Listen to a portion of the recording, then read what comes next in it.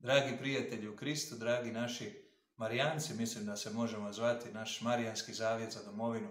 Sve vas od srca pozdravljam ovdje iz Isusovačkog novicijata u Splitu, gdje mi je danas čast biti s vama na ovu drugu adventsku nedjelju i zahvalan sam i našem Đereku koji je zamolio da mi svećenici nešto kažemo vama za ove naš advent gdje idemo prema Gospodinu, gdje idemo prema našem spasitelju, onaj koji u stvari na neki način dolazi nama. Iako mi hodamo prema njemu, želimo ga svim žarom naših srca, ali on je taj koji prvi dolazi nama. I zato bih volio danas s vama malo razmišljati o tim čitanjima koje nam crkva, koje nam liturgija danas daje na ovu drugu adventsku nedjelju. Iako su zanimljiva čitanja. Imamo početak Markova evanđelja, imamo knjigu Izaijinu, imamo drugu Petrovu i dakle ima jako puno stvari o kojima se može razmišljati. Znači prvo što bih ja preporučio od svega srca je da ti sam uzmeš ta čitanja, da ih pronađeš ili na internetu ili negdje gdje možeš, znači i da iskoristiš to vrijeme negdje da se poučeš sam i da malo promisliš o tim čitanjima. Uvijek nekako imajući u vidu da smo pozvani bdjeti. To smo čuli na početku adventa, bdijte. Znači to je to vrijeme adventa, trebamo bdjeti i iščekivati našega spasitelja koji dolazi. A ono što je meni nekako posebno na srce došlo kroz ovaj advent i nekako čak i prije adventa, već me Gospodin to polako stavljao, je pitanje dara.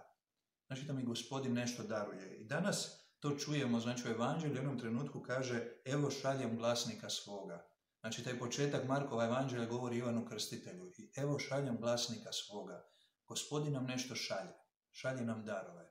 Nekada u obliku Ivana Krstitelja koji priprema put Gospodinu, a nekada u obliku nekih drugih ljudi koji su nam blizi ili bilo šta što Gospodin želi u našem životu, on nam šalje kao dar. Ali uvijek je taj dar s jednom svrhom, s jednim ciljem, a to je za spasenje tvoje duše. I što se onda dogodi ako ne prepoznamo taj dar? Dogodi se da izbjegnemo, nažalost, taj put prema spasenju, put prema nebu. Ne brini se. Čak ako se i to dogodi, Gospodin na kraju pronađe neki način da ponovo, uvijek iznova šalje nove darove. Ali ima jedna jako zanimljiva stvar. Koliko god možda izgleda lijepo primati darove, toliko je to i teško. Primiti dar koji nam Gospodin daje, ali koji je besplatan. To nije baš lagano. Nekako u nama uvijek postoji ta želja da mi uzvratimo. Gospodin to ne treba. Gospodin treba samo da zahvalno primamo i da mu vratimo. Taj dar koji sam primio, da ga vratim na taj način, da ga proživim njemu na slavu.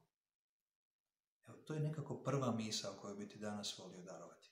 Druga je, koji je, jedno pitanje koje možemo sve postaviti, koji je možda jedan od najljepših darova koje nam Gospodin daje? Tu nam odgovor daje Petar, drugoj poslanici u današnjem drugom čitanju, a to je, kaže, u jednom trenutku, govori se o tome kako neki dolaze prigovarati da Gospodin kasni, da on neće doći, da su oni to sebi umislili, znači prvi učenici apostoli, prva crkva, ali Petar kaže ne, nego je strpljiv prema vama jer neće da tko propadne. Jedan od najljepših darova koje Gospodin može dati je njegova strpljivost. Zaista njegova strpljivost. Probaj malo o tome promisliti. Koliko je lijepo imati Boga koji je strpljiv, koji me iščekuje. A opet u istom trenutku, dok me čeka, i on meni dolazi. Dok ga sada čekamo kao malenog Boga, kao Božića koji nam stiže u susret. A mi smo kroz ono vrijeme tada, od sredine tamo negdje otprilike 8. mjeseca kolovoza hodali i tu me nekako podsjetilo ovo prvo čitanje danas, Izaija. Pa bih vam htio pročitati jedan dio koji me je dotaknuo i koji me podsjeti upravo na to naše hodanje, na to naše hodočašće. Kaže, svaka dolina neka se povisi, svaka gora i brežuljak neka se spusti.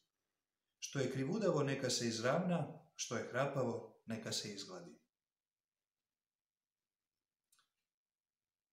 Čekaj, nešto mi fali ovdje. Kada razmišljam o tom Marijanskom zavjetu, kada sam tamo iz Knina krenuo, nisam bio sam. Neko bio sa mnom. Ovaj je bio sa mnom. On je bio sa mnom i nas dvojica smo hodali taj put, želeći da u stvari hodati za te ljude. Tako. Za njih smo to prikazivali, za sve one koji su nas i pratili, ali nismo bili sami. nismo bili sami, bili su tu i Nives i Mican. Mican, tako je.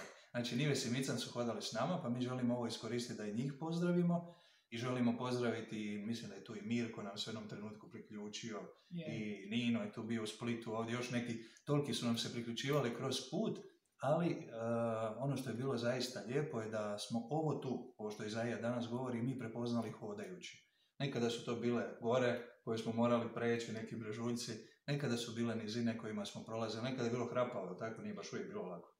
Pa uz dobre ljude išle nekako. Njemu je, znaš, kao lako, zato ima ovu majicu, on je faca glavna, znaš, njemu je sve bilo lako. Ali nekada je bilo i hrapavo, nekada je bilo krivudavo. Znači, nije baš bilo uvijek lako, ali ono što je bilo prekrasno, bilo je to činiti zajedno s njima, koji su s nama molili, tako. Da, i sa svim onim ljudima koji su nas primili i toliko bili darežljivi prema nama, velikodušni. Da, od Knina čovječe sve do Sinja, toliko ljudi, toliko uspomena, toliko sjećanja, toliko toga lijepog, ali evo, ovaj video bi se sad previše odružio kada bi se svega toga sjećali. Mi imamo od svega srca, evo, želimo obilje Božjeg blagoslova kroz ovaj nastavak Adventa. Pozdravljamo vas, nas dvojica novaka, na 2. godini, a jedan novak na 1. godini je iza ove kamere i on je isto ovdje s nama i želimo vam obilje Božjeg blagoslova u ovom hodu prema našem Božiću koji stiže.